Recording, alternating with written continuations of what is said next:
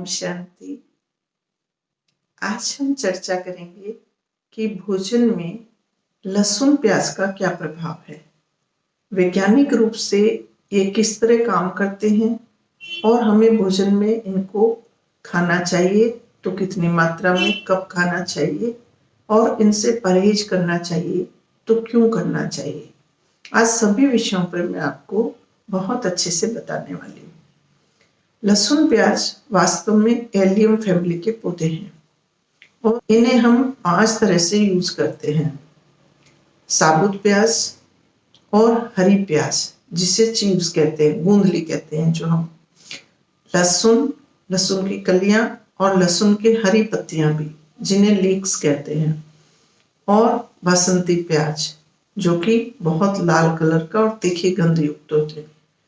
तो इन्हें हम हर तरह के भोजन में प्रायः इस्तेमाल करते हैं।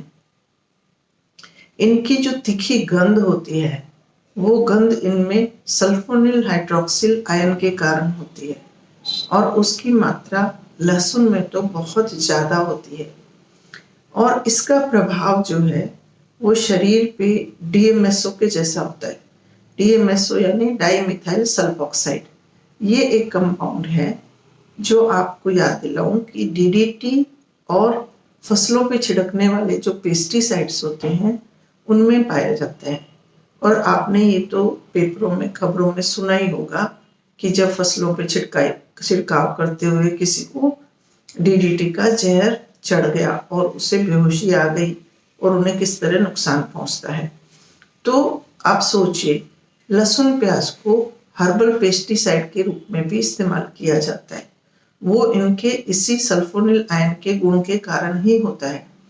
सल्फोनिल आयन के कारण इनमें बहुत ज्यादा तीक्ष्ण रूप से गंध आती है और इनमें एंटीबैक्टीरियल, एंटी फंगल और छोटे जीव जंतुओं को मारने की क्षमता भी होती है, यानी कि एक जहर का काम ये करता है। इसके अलावा ये चूहों तक को भी, अगर फसलों में कुछ कलियां लहसुन की एक अनुपातिक रूप में जब फसलों में पेस्टिसाइड हर्बल पेस्टिसाइड के रूप में यूज करते हैं, तो वो चूहों तक को लहसुन खत्म कर देता है और चूहे कभी भी लहसुन को नहीं खाते हैं। मांसाहार करने वाले लोग भी इन्हीं गुणों के कारण कि ये उस मांस में उपस्थित बैक्टीरिया, फफूंद वगैरह के जहरीले प्रभाव को खत्म कर दे, इसलिए लहसुन प्याज को बहुत अधिक मात्रा में उसमें डालते हैं और इसी कारण और इसकी गंध के कारण ही वो उसे खाने में सहूलियत भी महसूस करते हैं। तो ये तो थे इसके सल्फोनिल आयन और इसके जो गुण हैं, इसकी रासायनिक क्षमता के अनुसार इनमें जो गुण पैदा है उसके प्रभाव। अब इसका मैं मानव मस्तिष्क पर और मानव शरीर पर क्या प्रभाव होता है वो मैं आपको बताती हूँ। कि ब्रेन पर ये कोशिकाओं की गतिविधि को शिथिल कर देता है और लेफ्ट और राइट ब्रेन की एक्टिविटी जो होती है उनको डिसिंक्रोनाइज कर देता है, यानी उनका तारतम्य तोड़ देता है। इसके अलावा मस्तिष्क का अपने शरीर में निचले अंगों पर जो नियंत्रण होता है, बॉडी ऑर्गन्स पे, उसको भी ये बहुत स्लो कर दे। ऑर्गन और हमारे हाथ पैर जो है वो ज्यादा एक्टिव हो जाते हैं, एक्टिविटी करने लगते हैं। इसके अलावा मन पर इसका ये प्रभाव होता है कि ये थॉट स्पीड को बढ़ा देता है और नकारात्मक जो नेगेटिव थिंकिंग है उसको बढ़ावा देते हैं। इसके लिए तो वैज्ञानिक प्रमाण के साथ साथ हमारे शास्त्रों में भी वर्णन है कि ये काम, क्रोध और एजिटेशन, उन्माद और चिड़चिड़ापन लाना तामसिक भोजन की इसको श्रेणी में रखा गया है, इसी कारण से कि ये विकारों को बढ़ाने वाले भोज्य पदार्थ है। इसी कारण से हम इनको व्रत, उपवास आदि में ग्रहण नहीं करते हैं और जब भी ईश्वर को समर्पित करने वाला कोई भोजन बनता है तो उस भोजन में भी हम लहसुन प्याज नहीं डालते हैं। मंदिरों में चढ़ाए जाने वाले प्रसाद में भी इसी कारण इसका उपयोग नहीं होता है। इसके अलावा और भी इसके पक्ष में जो इसके तामसिक प्रभाव है, यानी कि ये माइंड और ब्रेन के बीच का कनेक्शन तोड़ता है, इसीलिए इसको एकाग्रता में बाधक समझा गया है। तभी देखिए कुंफू और कराटे सीखने के लिए चाहे चाइना हो, जापान हो, वहां भी जब उसकी ट्रेनिंग दी जाती है तो भोजन में इन भोज्य पदार्थों में इसको परहेज करने को कहा जाता है, क्योंकि ये एकाग्रता में कमी लाने वाले भोजन हैं। फिर होम्योपैथी की दवाई देने के लिए डॉक्टर जब कहता है तब वो भी हमें ये सलाह देता है कि आप इन दोनों चीजों को भोजन में से अवॉइड करेंगे। इसी तरह की और तीक्ष्ण गंध युक्त चीजों को भी वो मना करते हैं, पर इन दोनों को मना करने का ये कारण होता है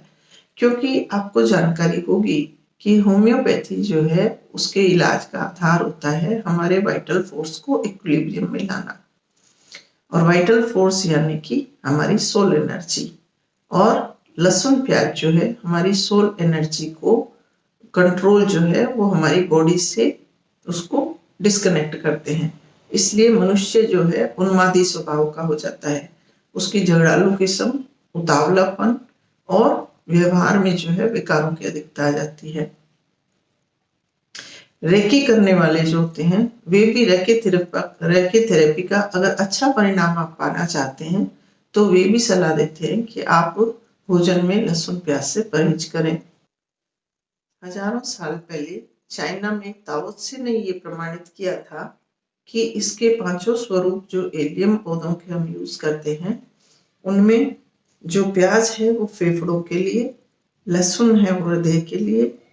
लीव्स है जो लीक्स जो है वो तिल्ली के लिए, चीव्स हैं वो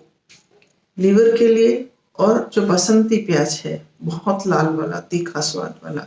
वो गुर्दों के लिए बहुत नुकसानदायक होते हैं। इनको अधिकांश मात्रा में खाने से हमारे श्वसन तंत्र में श्वास की गति तेज चलती है और श्वास उथला रहता है, रक्तचाप बढ़ता है और हार्ट की गति भी तीव्र रहती है,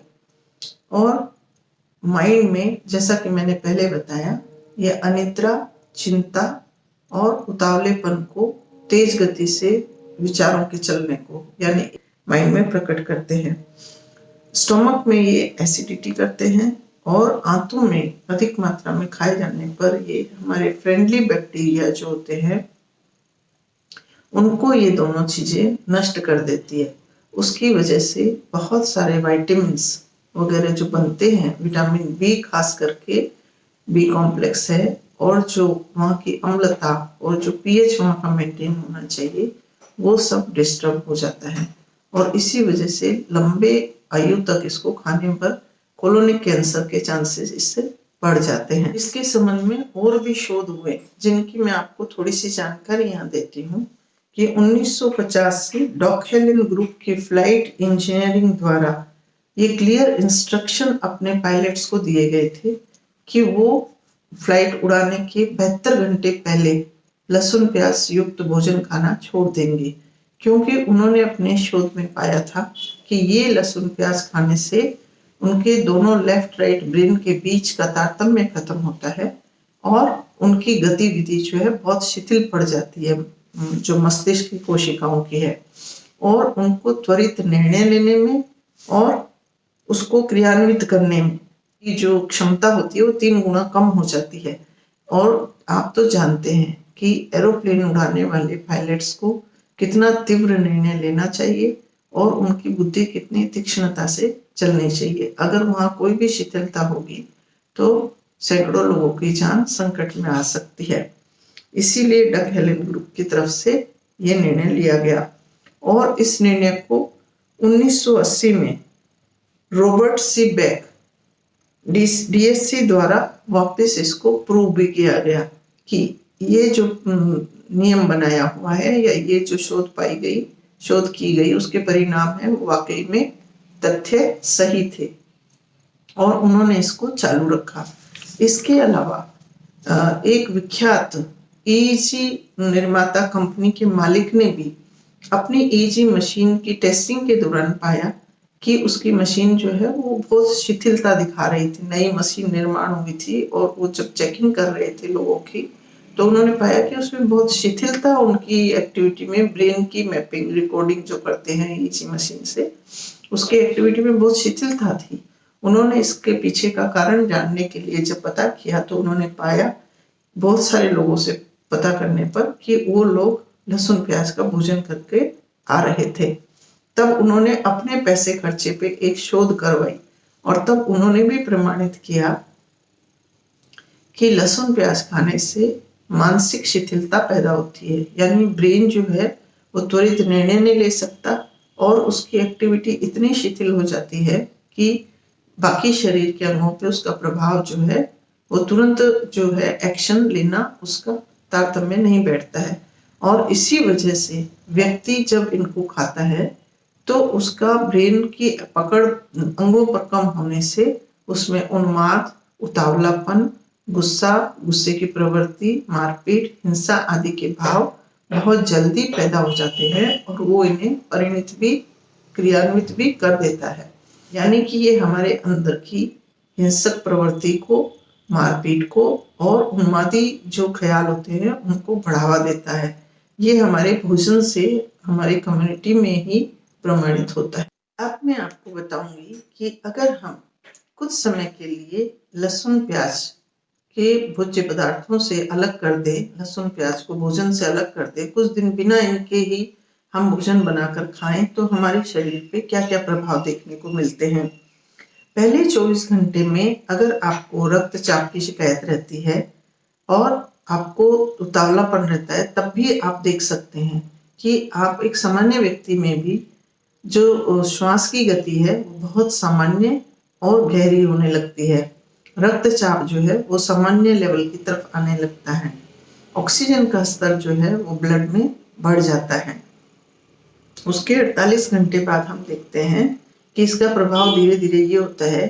कि हमारी मानसिक जो शांति है उसकी स्तर बढ़ जाता है। हम नींद लेने के समय बहुत जल्दी ही नींद को पा लेते हैं, नींद आ जाती है और मानसिक उद्विग्नता, चिंता और तनाव का हमारा जो समय जा रहा होता है, अंतराल है, वो हमारा कम हो जाता है। और एक मुख्य बात जो आप देखेंगे कि इसके सल्फोनिल आयन की वजह से हमारे शौचालयों में और गटर लाइनों में जितनी भी गंध युक्त जो बदबू आती है वो इन्हीं पदार्थों के सल्फोनिल आयन के कारण, अधिकता के कारण होती है। और जब ये भोज्य पदार्थ से हटा दिया जाता है तो आप खुद इसको प्रमाणित तौर पर महसूस करेंगे कि आपकी जो डकार होती है या जो वायु पास होती है, गैस निकलती है पेट में पाद के रूप में, उसमें भी बिल्कुल गंधहीन हो जाती है वो। और शौचालय में जब आप शौच जाते हैं तो वो भी, उसमें भी गंध नहीं आती है, बहुत कम, 80% तक आपके बदबू खत्म हो जाते हैं। 15 दिन बाद आप जब देखेंगे, इसको भोजन से हटाए हुए रखेंगे, तो आप खुद महसूस करेंगे कि आपका मन बहुत शांत रहने लगा है और आपको पॉजिटिव थिंकिंग ज्यादा रहती है, आपके शुभ विचार बहुत ज्यादा अच्छे चलते हैं। पेट में जलन की तकलीफ जिन्हें एसिडिटी रहती है उन्हें एक बार ये प्रयोग करके देखना चाहिए। एसिडिटी खत्म होती है और आंतों में भोजन अच्छे से पचने लगता है। इसके अलावा हमारे घर के वायु जो होती है वो बहुत शुद्ध और गंध रहित हो जाती है, जिससे कि जिनको पसीने में भी बदबू आती है, डकार में आती है और शरीर के पसीने में बदबू होने से लोगों को डीओ को यूज करना पड़ता है, आप महसूस करेंगे कि आपको डीओ यूज करने की अब आवश्यकता नहीं रही है। और एक मेन बात मैं बताऊं कि जब हम लहसुन प्याज खाते हैं तो हमें उसी तरह इसकी गंध बुरी नहीं लगती है और महसूस भी नहीं होती है जिस तरह से एक अल्कोहल लेने वाले व्यक्ति को अपने अल्कोहल होने इंजेक्शन के बाद, मतलब ले लेने के बाद उससे अल्कोहल की गंध नहीं महसूस होती। दूसरा व्यक्ति जो उसके पास बैठता है उसे ही स्मेल आती है। इसी तरह ये भी सल्फोनिल आयन का भी ये प्रभाव है कि ये दिमाग को इतना शून्य कर देता है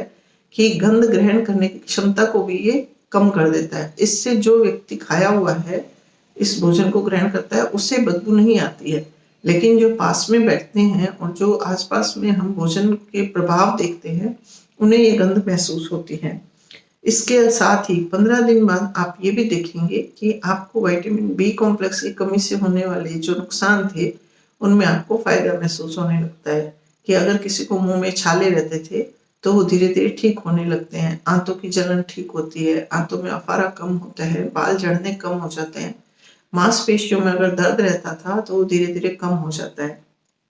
एक और इसके संदर्भ में बताऊं कि लोगों को बहुत गलत अवधारणा बन गई कि लहसुन जो है वो ब्लड कोलेस्ट्रॉल को कम करता है, लेकिन ये एक